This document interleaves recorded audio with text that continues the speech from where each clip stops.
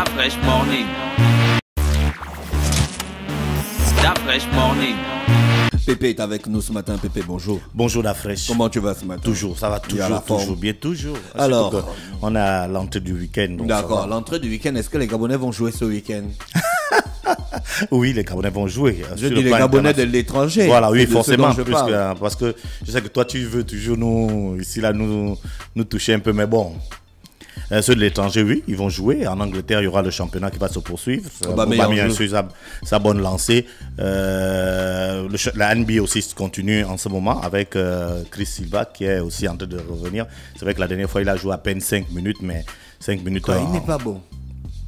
Si, il est bon.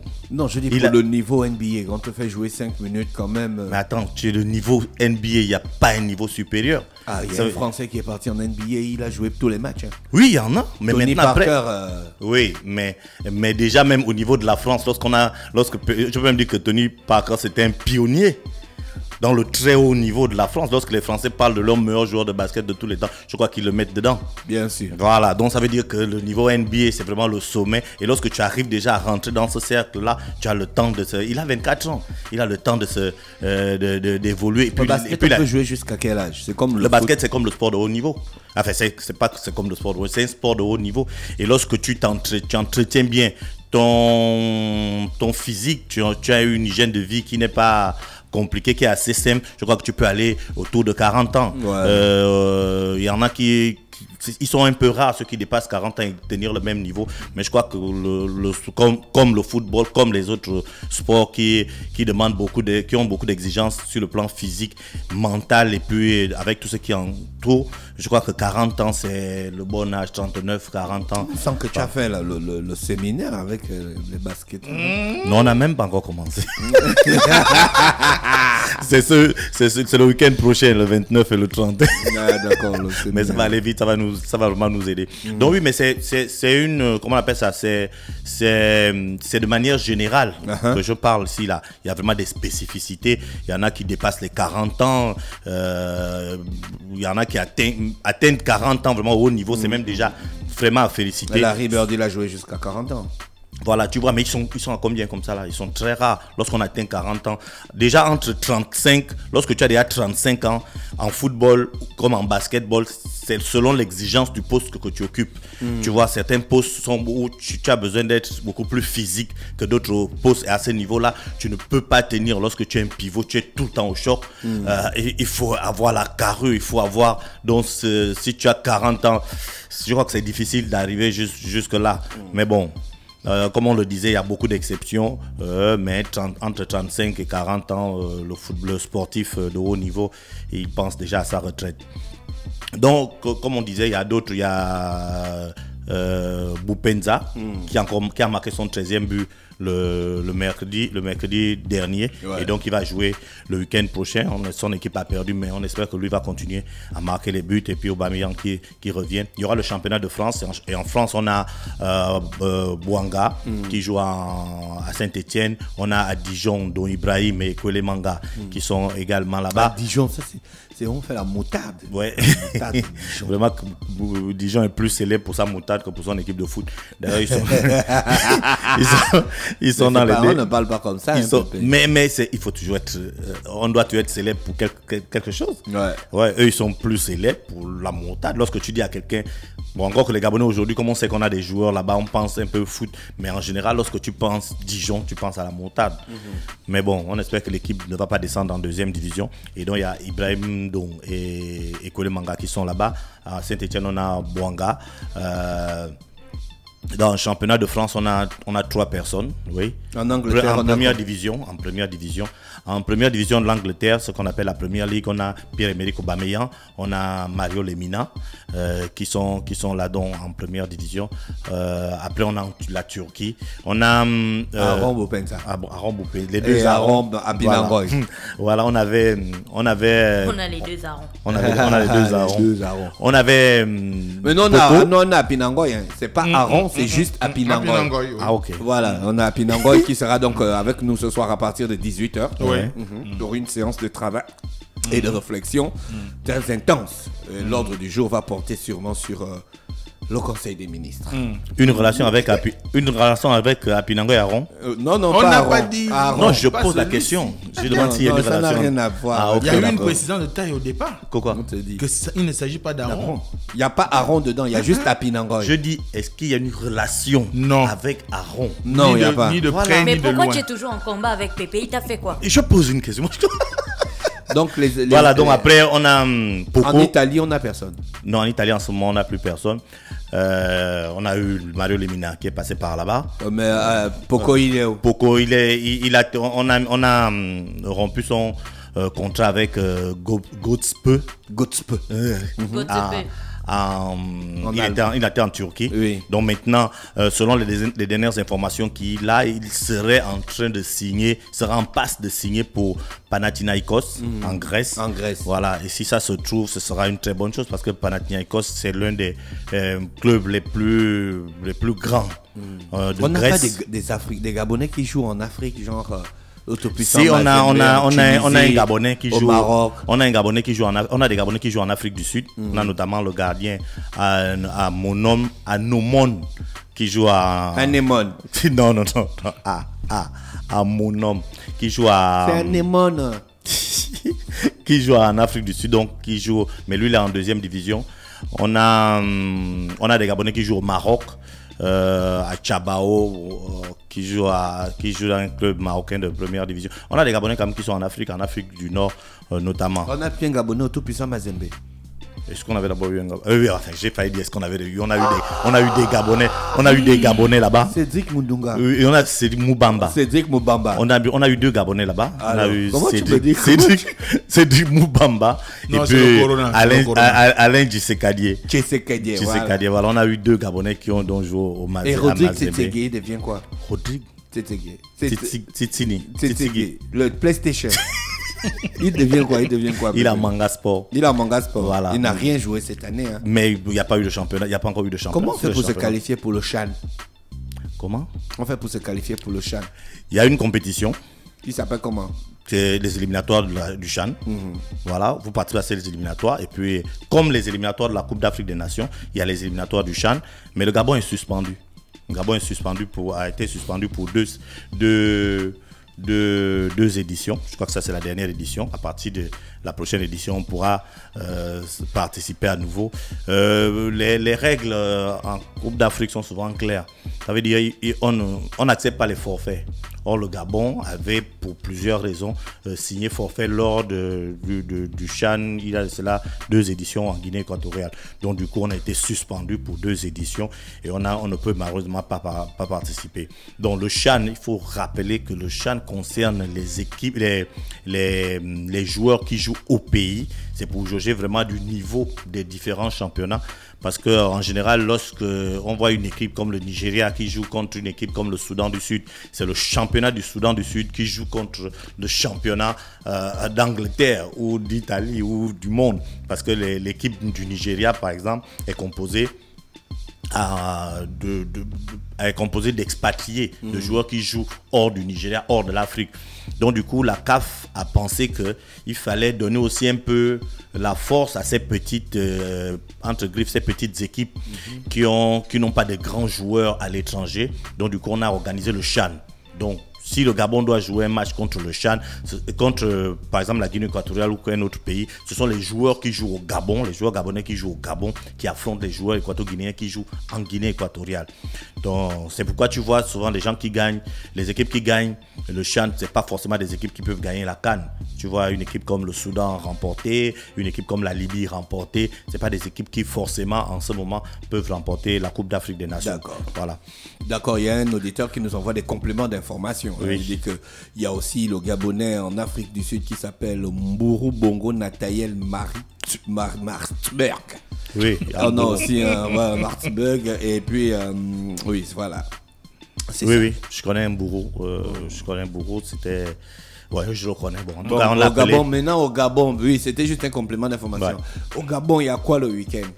Au Gabon, comme on dit, activité physique en tant qu'activité physique, il n'y en a pas. plus. C'est interdit par la loi. C'est interdit par la loi. Donc en ce moment, les équipes sont, les fédérations, les organisations sont en train de se mettre en place. La dernière fois, je parlais de l'Office national de développement du sport et de la culture qui prévoyait donc mettre des barrières. Voilà. En ce moment, c'est en train d'être fait. Donc, il y a eu une tournée. Après la tournée, il y a eu le constat de ce qui manquait. Et aujourd'hui, ils sont en train de, on va dire quoi, de finaliser tout ce qui manquait. Donc, notamment la barrière au niveau du PK7, du plateau multisport qui se trouve au PK7. La barrière est en train d'être faite. Donc, ça veut dire que dans les jours ou au pire des cas, dans les semaines qui vont venir, ça pourra être opérationnel et les jeunes pourront jouer aisément. En même temps, après leur tournée du côté de Libreville, ils sont maintenant allés du côté de l'intérieur du pays. La première étape, c'est le Wolontem. Dans le Wolontem, il y aura 3 escales, si je peux dire ça comme ça. Il y aura Bitam, ensuite Oyem, ensuite Minzik. Donc l'objectif pour la délégation qui se trouve là-bas, c'est d'identifier les sites en collaboration, notamment bien sûr avec les autorités locales, d'identifier les sites qui pourraient accueillir des plateaux sportifs. Parce que, on va dire, et ça c'est une très bonne nouvelle, on dit souvent qu'en sport, on met tout pour Libreville et on oublie très souvent l'intérieur du pays. Donc là, ils sont en train de montrer que le Gabon, ce n'est pas seulement Libreville. Maintenant, ils sont donc du côté du Wolontem. Au niveau de Bitam, le site a déjà été identifié. C'est derrière le... L'enceinte derrière la tribune. Voilà, derrière la tribune officielle, la place de l'Indépendance. Et donc le site, c'est un site ils vont pas créer, mais ils vont améliorer, ils vont, on va dire, restructurer complètement. Parce que c'était déjà vide, c'était déjà abandonné, mais le site existait déjà. Il y avait des installations. Il y avait des installations qui étaient là, mais qui étaient complètement. Donc ils vont reprendre, ils vont le reprendre et puis ça va permettre aux jeunes, peut-être même à certains clubs, de pouvoir s'entraîner là. Et voilà. Ensuite, ils vont aller à OIM. OIM, ce sera la même chose, pouvoir identifier des sites pouvant accueillir dans ces plateaux sportifs. Ensuite, ce sera Minzik. Et la semaine prochaine, ils vont aller du côté du Haut-Ogooué pour le même principe. Donc, je crois qu'ils vont faire un tour du Gabon pour que au moins une ville par province puisse avoir un plateau sportif pour les jeunes qui, en général, courent dans la nature, jouent dans des conditions compliquées, que ce soit le basket, le football, le volley ou le handball. Donc, c'est vraiment une très bonne chose. Et ensuite, il y aura Port-Gentil. Port-Gentil également, il y a un plateau qui est en train d'être fait. Donc, je crois que dans peut-être moins d'un mois, ce sera l'inauguration. Et donc, voilà, c'était en toute l'activité de l'Office national de développement du sport et de la culture. Le site de l'UOB également, je crois que la semaine prochaine, il sera livré et pour permettre donc aux jeunes de plein Oreti, de l'ancienne Sobraga, du tour de l'UOB, de pouvoir jouer aisément. Et lorsqu'on voit les images donc, de ces plateaux, c'est très beau. On a l'impression, si on ne te montre pas les photos de l'environnement, on a vraiment l'impression que tu ne te trouves pas au Gabon. C'est beau. Et ce que moi j'apprécie même encore le plus, c'est on va dire quoi, les motifs qui sont autour. Parce qu'il y a beaucoup de, je ne sais pas si on peut appeler ça de gabonité. On voit des masques qui concernent le Gabon, des photos de sport, mais toujours qui concernent le Gabon. Donc c'est vraiment approprié un système qui, pour moi, c'est vraiment une bonne chose. Donc là, c'était pour l'Office national de développement du sport et de la culture. Maintenant, en ce qui concerne la Fédération gabonaise de basketball, leur bureau s'est rendu du côté du Comité national olympique. Oui, j'ai vu ça aujourd'hui. Voilà, déjà pour se présenter, pour présenter leurs différents projets et pour demander un soutien au Comité national olympique je ne sais pas si on peut dire ça, d'aller plaider la cause des sportifs auprès du gouvernement, notamment pour dire qu'on peut jouer. On peut jouer, puisqu'il y a beaucoup de pays qui jouent. On peut jouer en mettant, bien sûr, des garde-fous, en se disant que si l'État dit par exemple que c'est 30, pour certains, on va dire quoi, pour certaines disciplines, on peut rester dans ces 30 là. Parce que le basketball, c'est 5 contre 5, par exemple. Vous pouvez même, avec vos remplaçants, vous allez être à 12 contre 12. On reste toujours dans les 24. On peut dire qu'au lieu d'avoir les feuilles de match de 12 personnes, vous allez avoir, parce qu'il y a une situation particulière, vous allez avoir des feuilles de match de 8 personnes, mais faire en sorte que le basket puisse se jouer. Donc, c'est un peu cette demande, ou je ne sais pas comment on peut appeler ça, qui faisait partie de la démarche donc, du bureau de la Fédération gabonaise de basketball. Et effectivement, lorsqu'on voit autour de nous, on se rend compte qu'il y a des pays qui sont moins touchés que le Gabon, mais qui jouent, mais qui ne jouent pas dans le boucan. Les gens se disent que non, comme là-bas, on voit 5000 dans les tribunes, nous aussi on peut avoir 5000 dans les tribunes. Non, on peut avoir les supporters dans les tribunes, mais ces supporters-là doivent respecter vraiment à la lettre les exigences sanitaires pour que cette maladie ne continue pas à se propager par le biais du sport. Donc, on espère maintenant que le comité olympique va poursuivre la démarche pour qu'on puisse enfin permettre aux jeunes de pratiquer du sport. Le sport permet à beaucoup de s'épanouir, c'est vrai. Le sport permet à d'autres de manger, mais à d'autres également, il permet il empêche que le grand banditisme, par exemple, parce que les enfants, pour la majorité, c'est des jeunes qui ont besoin, qui ont de l'énergie à dépenser, qui ont besoin de sport pour ne pas faire autre chose. Donc, il faut vraiment qu'on regarde tout ça pour que le sport reprenne, même si c'est vraiment doucement, mais que le sport reprenne de manière officielle. D'accord, ok, Pépé. C'était tout pour l'actualité ce matin? C'était tout. D'accord, le week-end, il y aura quand même les matchs, non? Oui, il y a les matchs. D'accord. On va parler donc de la Champions League. C'est pas la Champions League. Pourquoi la Champions League? Pourquoi la Champions League se joue en semaine et les matchs des championnats des pays se jouent le week-end? Parce qu'au départ... La Champions League, c'est le mardi et le mercredi, non? Oui, parce qu'au départ, il n'y avait pas... avant qu'on ne crée la Champions League, il n'y avait pas de compétition internationale. Donc chaque pays jouait dans son... On va dire dans son pays, chacun jouait dans son pays. Et le sport était amateur. Donc les gens ne jouaient que les samedis et les dimanches, le jour où ils ne travaillent pas. Donc ça a évolué. Et puis c'est devenu on a institutionnalisé ça. Donc c'est devenu les week-ends pour tout le monde, même lorsque c'est devenu professionnel.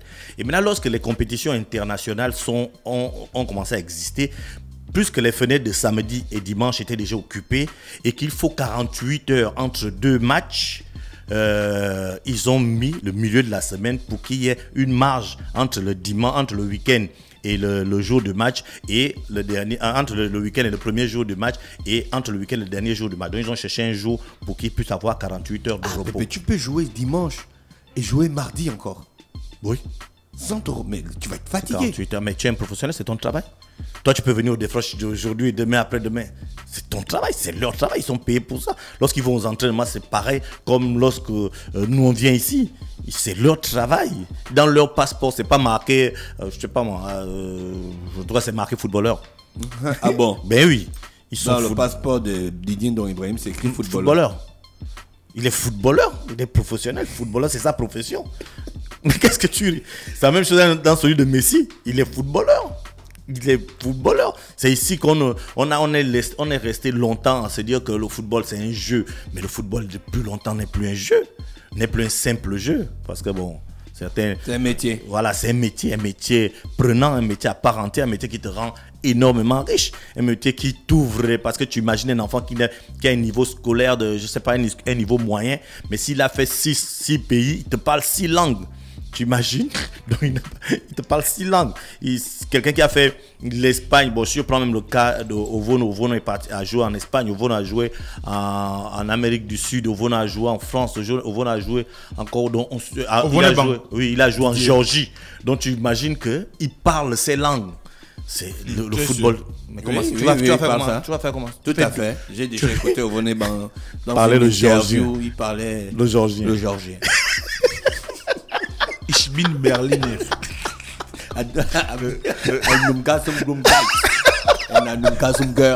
Copper. Regarde quand Gina nous regarde. C'est Gina. Merci Pépé, on te souhaite de passer un très bon week-end et on se retrouve lundi. Ouais. Merci à tous les auditeurs bien connectés sur les 104.5 Urban FM, la station Urban. On va en musique, on va retrouver Mosley dans quelques minutes. Stop Fresh Morning.